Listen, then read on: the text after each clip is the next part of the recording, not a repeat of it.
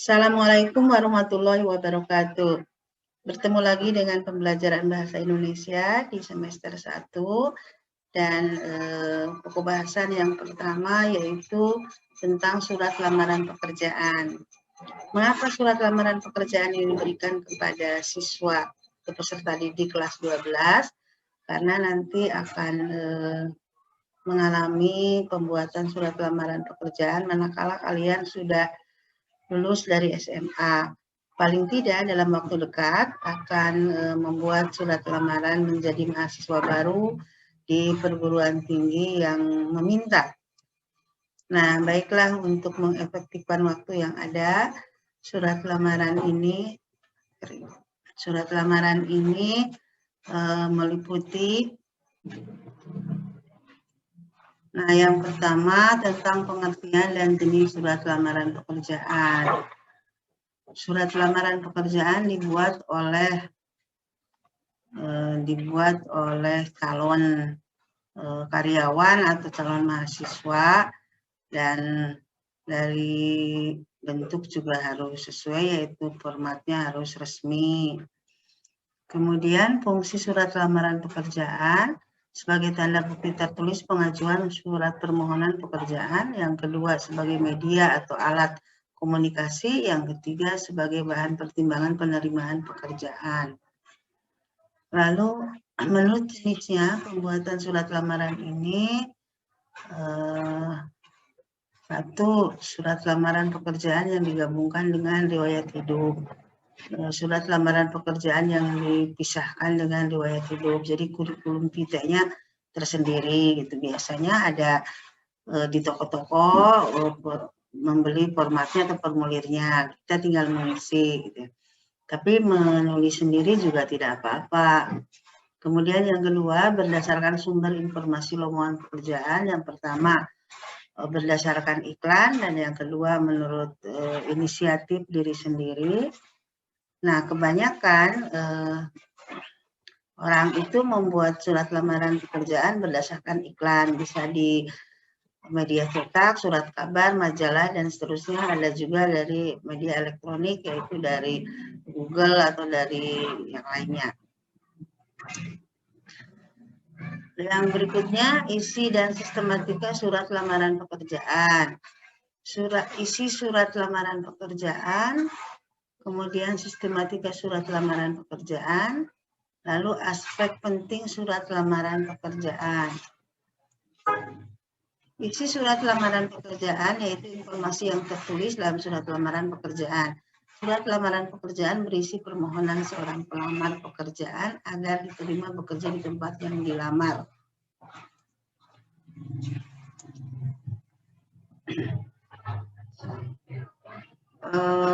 Sistematikanya, satu, ada titik mangsa, yaitu tempat dan tanggal pembuatan surat, misalnya Cirebon, 22 Juli 2021. Kemudian ada lampiran surat, itu yang diminta oleh pihak perusahaan atau pemerintah yang kalian dapat dari iklan tersebut. Misalnya ada syaratnya adalah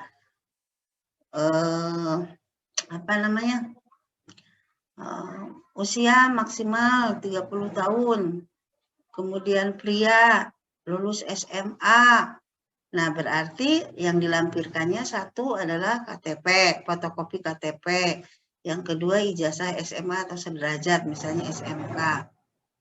Kemudian ada lagi nama dan alamat surat yang dituju, ya itu sebelum persyaratan sebetulnya. Setelah titik mangsa, nanti di bawahnya ada nama dan alamat yang dituju, misalnya YTH PT Angin Ribut, Jalan Siliwangi nomor 10, Kota Cirebon misalnya gitu ya. Kemudian ada salam pembuka biasa dengan hormat, lalu ada pembuka surat berdasarkan iklan di harian Kompas tanggal 21 Juli 2021 bahwa perusahaan Bapak memerlukan karyawan di bidang akunting misalnya gitu ya. Kemudian isi suratnya, yaitu tujuannya, misalnya dengan ini saya mengajukan lamaran pekerjaan untuk menjadi karyawan baru di perusahaan Bapak. Kemudian ada penutup, setelah ada persyaratan, lalu ada penutup.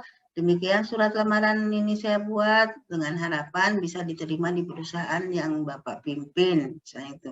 Terima kasih, lalu ada tanda tangan, salam penutup dulu, hormat saya, koma, tanda tangan dan nama jelas atau nama terang. Aspek yang penting yang harus ada dalam surat lamaran pekerjaan terdiri atas pernyataan umum, disebut tesis, dan argumentasi. Pernyataan umum atau tesis berfungsi sebagai informasi awal terkait pekerjaan yang akan dilamar. Misalnya kamu lulus SMA, gitu ya, atau lulus apa, gitu kan. Nah, saya, misalnya Diki, berumur sekian, lulus SMA, dan seterusnya. Sementara itu argumentasi berfungsi menguatkan pernyataan umum, gitu ya, bisa. Berarti misalnya saya mahir dalam mengoperasikan komputer misalnya. Simpulan sistematika dan unsur isi surat lamaran pekerjaan. Simpulan sistematika dan unsur-unsur surat didapat dengan menggali informasi dalam surat lamaran. Informasi yang dapat digali seperti tempat dan waktu pembuatan surat lamaran, identitas pelamar, isi surat lamaran, informasi penguatan identitas pelamar, serta salam pembuka dan penutup. Yang berikutnya ada unsur kebahasaan dalam surat lamaran pekerjaan. Yang pasti di dalam surat lamaran pekerjaan itu bahasanya harus formal. Walaupun kita butuh sesuatu, tapi jangan mengiba-iba gitu, berbelas kasihan, nggak, biasa saja. Gitu. Nah, ketepatan pilihan kata berarti harus baku, tuh, baik bahasa maupun tulisan. Kemudian yang kedua, kebenaran dan keefektifan struktur kalimat. Harus efektif.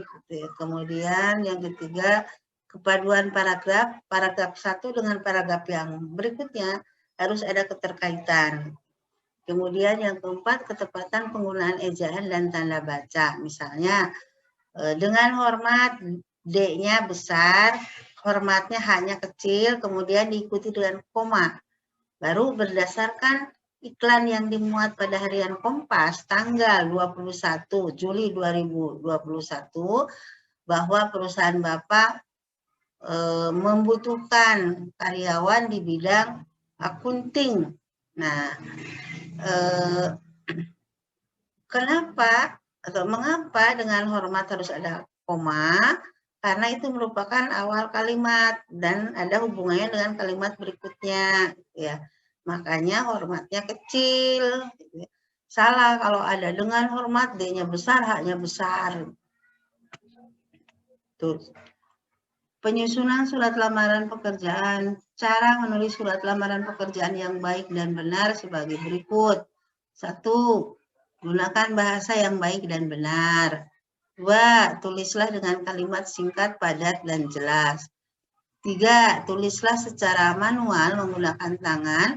Tapi ini tergantung kepada yang meminta ya. Mungkin ada yang meminta boleh diketik komputer, boleh juga pakai tangan. Nah, mengapa harus pakai tangan? Biasanya dari tulisan tangan itu akan terlihat kepribadian. Karena di perusahaan-perusahaan besar yang bonafit ada ahli bahasa, ada juga psikolog gitu, yang bisa melihat pribadi dari tulisan. Jadi tampilkan yang paling baik dari bahasa, dari tulisan yang harus rapi.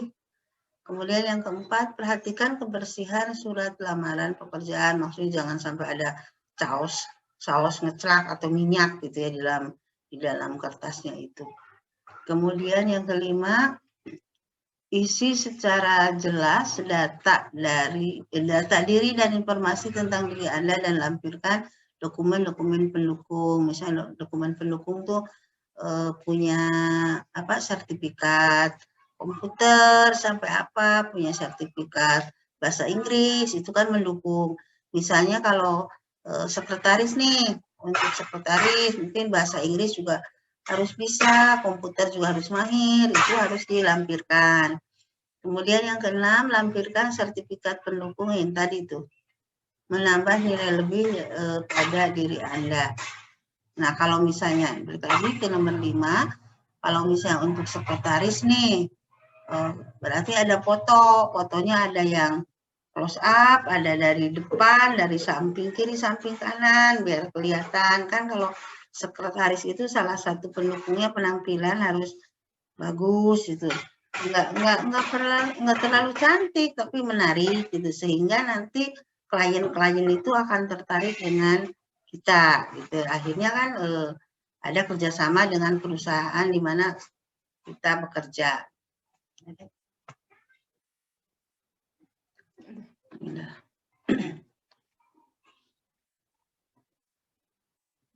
Nah, sebagai teori, barangkali itu saja.